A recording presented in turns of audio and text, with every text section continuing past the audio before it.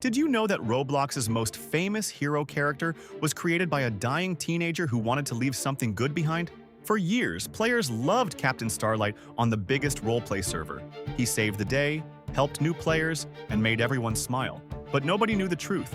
When old server files got leaked by accident, everything changed. Hidden inside were voice messages from the real creator, a sick 16-year-old named Alex, who was fighting cancer.